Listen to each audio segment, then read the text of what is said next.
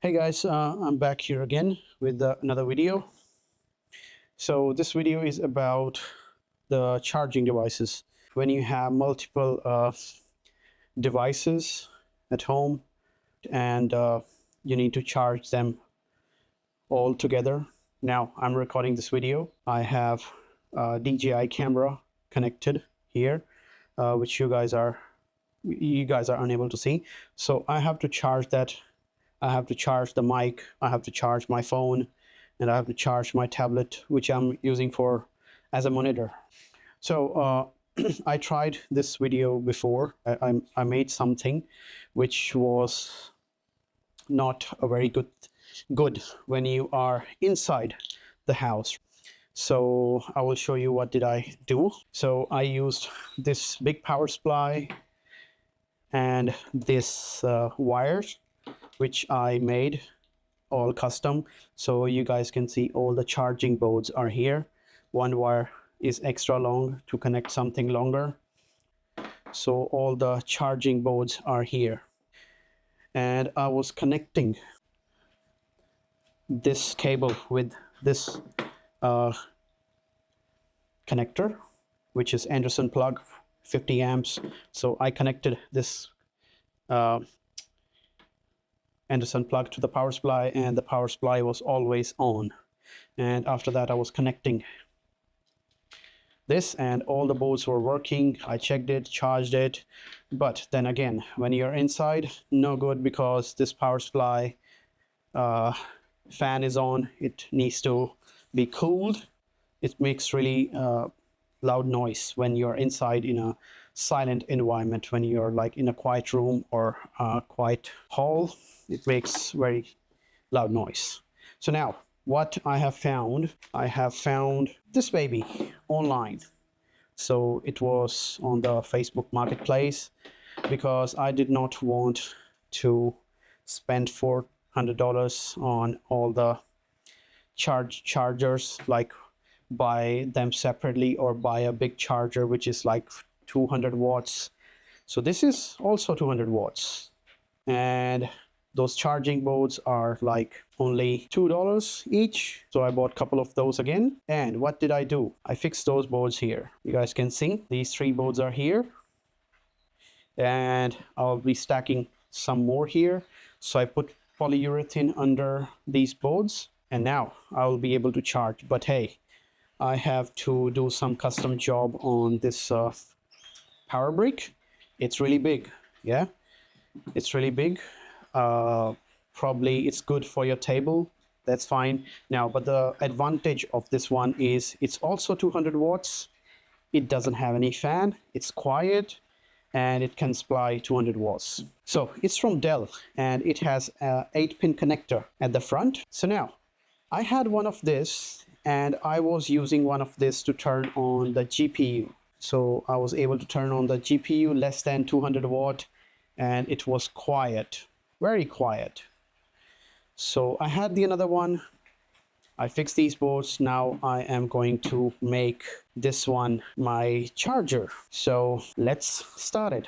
So I'm gonna make this video really like quick, not really long. I will just do the things fast forward so you guys can see what did I do. And after the video, we can check if all the boards are working right. So let's start the video. So I'm going to open this power supply up and see what is inside and how can I turn this power supply on. But before that, I need to find the right bit for the PSU.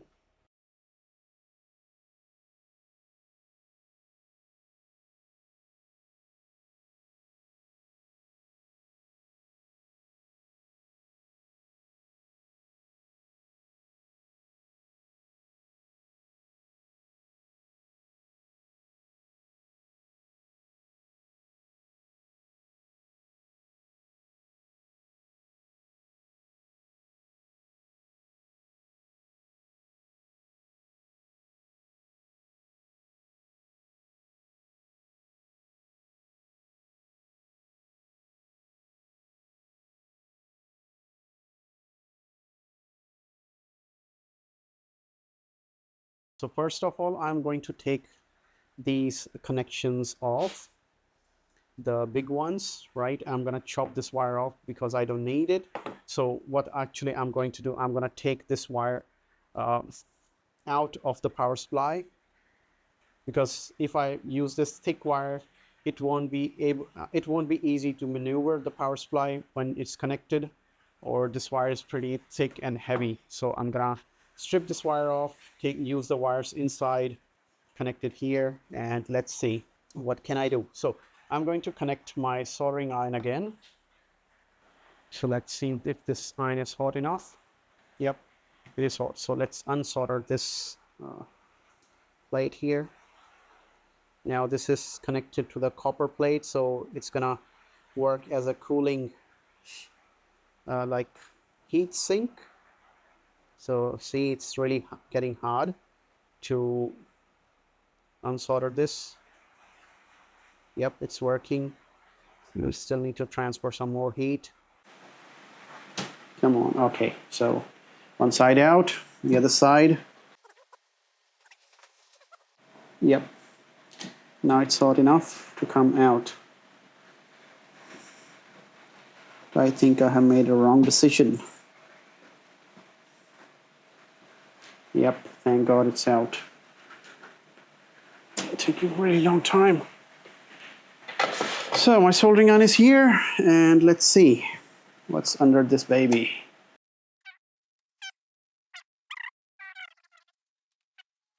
All right, so I'm going to disconnect these wires. I'm gonna put something under it so it will be easy for me to pull those wires down when I'm heating this supply up.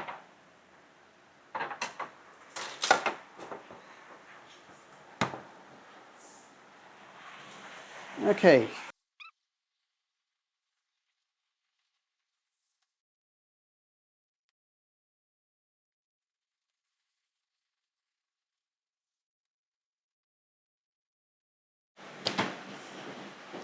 All right, success.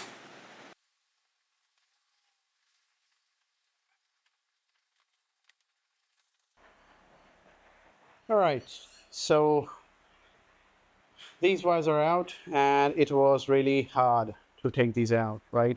Because I didn't have the solder wick to pick the solder up from here, and that happened. So I'm going to use this wire as a solder wick. I'll put this solder on, and hopefully this is going to pick up the solder. Let's see. Not sure if this will work, but I hope it will.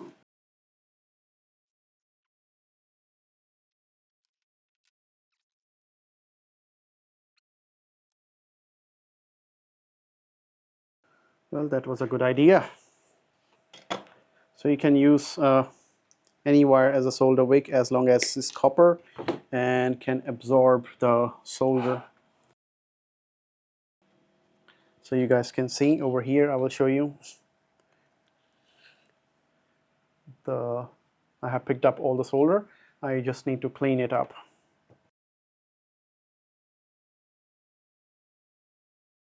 So, all clean, all good. You can see these 2 points, and this big one is properly clean now.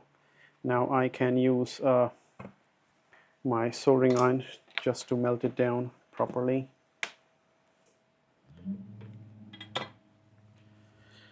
So let's put these wires back in.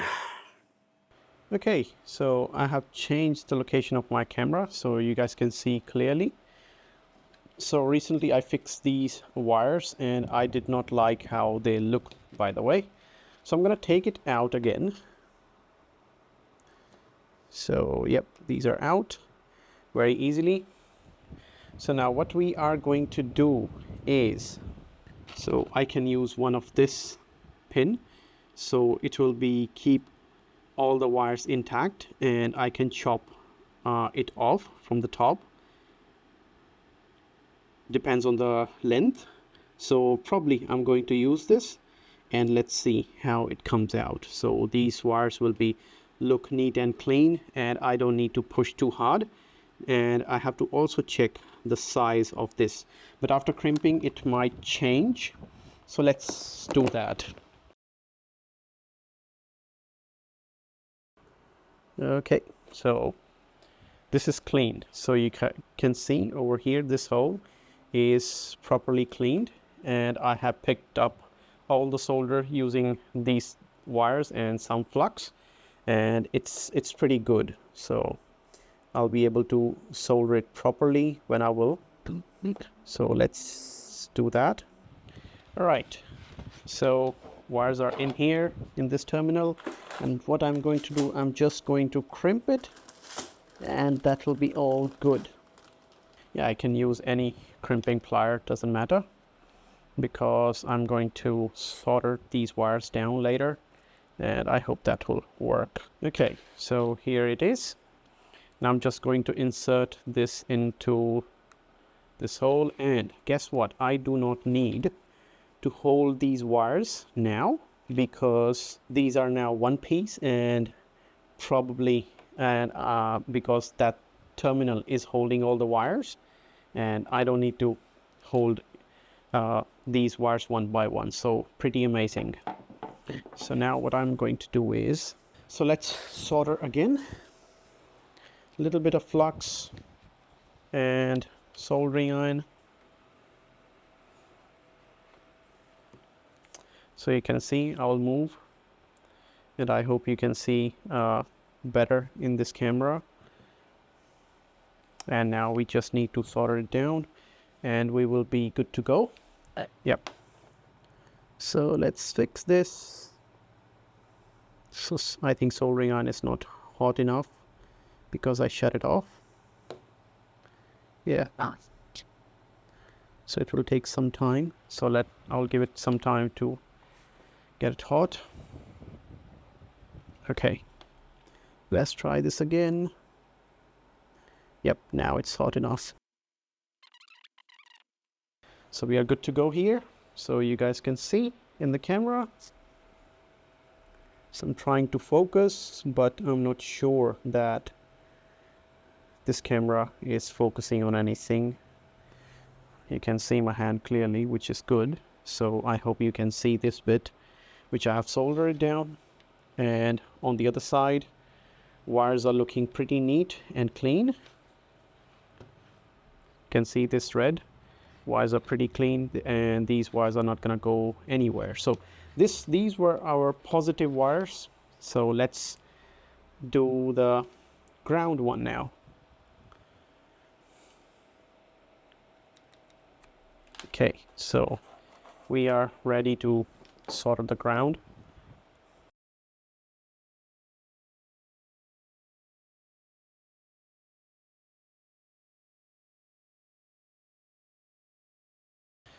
So here we are, guys.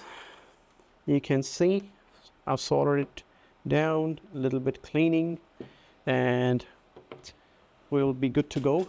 We'll plug this supply in and try to turn it on and see that if this works, and probably it should work because I have high hopes from this supply. So I will grab my multimeter also, and we will be able to test this supply. Let's fix the wires to our power supply, and these pins are so sharp that I can just insert into the edge of the wire. So let's do that. Okay, so our wires are connected. So now I am going to connect the 250 volt cable, and I think and I hope everything will be all right. So let's try that. So first I'm going to connect it to the power supply, then I will connect it to the main. So I have connected. Okay, so everything is connected, and now let's connect. I hope it won't blast or anything, but hey, you never know.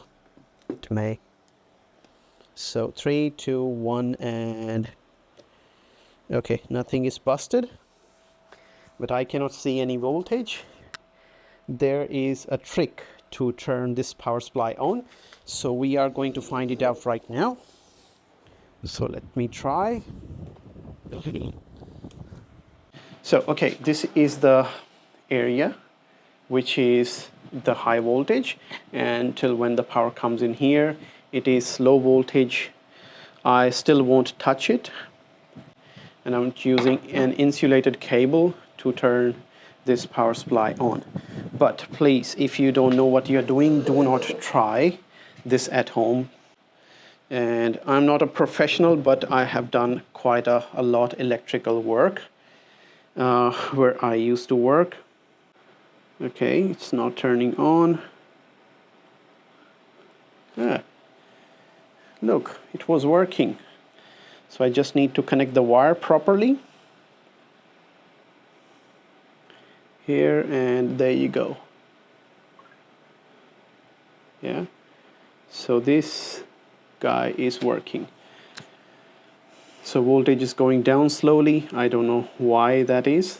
That voltage is staying there for a little bit longer. I think that's due to some capacitors. But let me move this screen properly so that you guys can see. And the pins are connected over here. So there is a point. Let me point it out to you guys. So over here, this is the point, and in front of that it's written R182. Yeah, and this is our ground. So you need to jump this point over here to the ground. So you don't need to jump it to the positive, you need to jump it to the ground and it will turn on. So let's try again. So here it goes, and connected, and there you go. We have 12.384 volts, which is pretty amazing, and that's what all we need. So now, as we know this is working, so I can jump the connector permanently and it will keep working all the time. Or I can use an external switch, which I should do actually, so that I can turn on this power supply on and off when it's not in use, but it still can stay plugged in. Alright, so now I'm going to disconnect it and wrap this up. So let's shut off this multimeter and solder those two wires.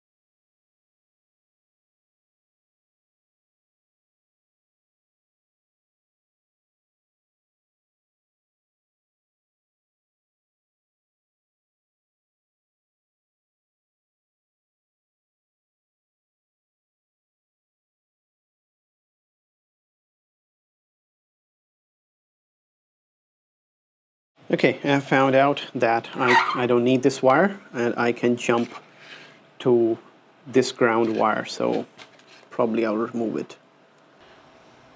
Okay, so I totally forgot why I opened it up and moved the wires separately, because I wanted to move the wires on the top, not from the side. So wires are coming out from the side right now, and I'm going to make another hole over here so that wire can come out of that hole. So I'm just gonna drill it and let's see the results, how the results will be. Okay, so I have made a hole clear, and all the wires will be coming out of this hole. So let's get back to it and fix it properly.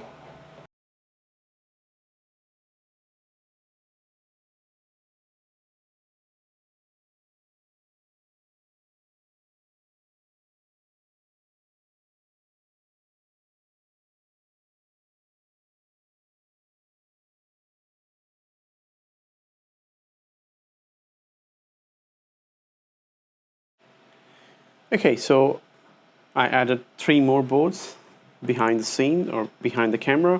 So now I'm just going to solder the wiring for all the boards, so positive and negative. So let's do that. Okay, so this is finished, right? So I have wired it up. So I don't know if this looks good, but hey, this will work. So what I'm going to do, I'm going to use the UV epoxy, and I'm gonna put some of the epoxy on these wires so that they can stay properly on one place. And the other thing is, it is working. So this is my phone, so I've connected the USB-C cable, and now I'll plug it one by one. So works, there you go, charging sign, unplug, second, there you go, third, there you go, fourth works, fifth works, and sixth, and that works too. So overall, this mission is successful. So I'm just going to wrap it up now.